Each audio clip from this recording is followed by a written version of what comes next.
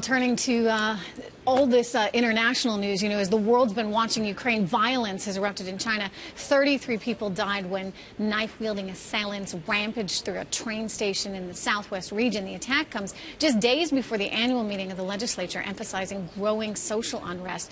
China's president is cracking down on what he calls, quote, violent terrorist activities. Eurasia Group senior analyst Nick Consonery joins me now from our Washington bureau for today's Global Outlook. And Nick, what's really the thinking here? I mean, the president or the prime minister is coming out and saying this is in fact terrorism.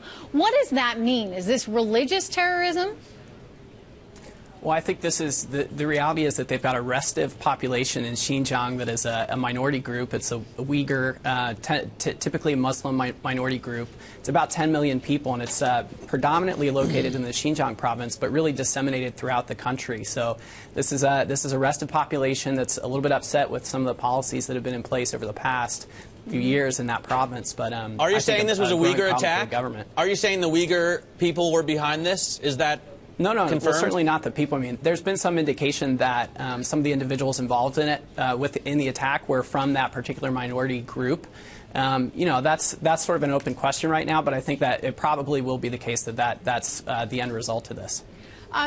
There's a lot of concern, obviously, when it comes to China about just exactly how forthcoming, shall we say, the Chinese really are. Can we anticipate that we're actually going to get a transparent investigation, or are we going to be worried about this just like we're worried about the GDP numbers? Well, or is this going to be like a Putin-esque crackdown on terrorism? In quotes. Well, yeah, I think if we look at the policies that have been in place in Xinjiang for the better part of the past 5 years, what we actually see is that there's been a continuing effort on the government's part to tighten its policies there. A lot of that's going to stay in place. I think they'll probably take it a few steps even further. The reality is this is a tough balance for them. I mean, on the one hand, this is a terrible tragedy for China, and one where the government does need to respond in some way. On the other hand, there's a concern that as they respond, it engenders more of this kind of activity. So this is a really tough decision. Let me ask you about sort of a broader issue that is a concern in China, especially as time goes on, and that's that you've got such a male population, given that for so many years they had the one-child rule, and a lot of people would try and have a son.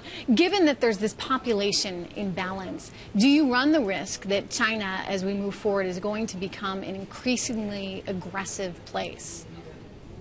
Well, I think we're just talking about two very different stories here, right? I mean, this bigger picture about the increase of this kind of terrorist-like activity in China is I think, a totally separate issue. The foreign policy decisions are going to be centralized by the government. I think they're actually walking a pretty fine line on that right now, and it's pretty unlikely to be driven by the demographic trends.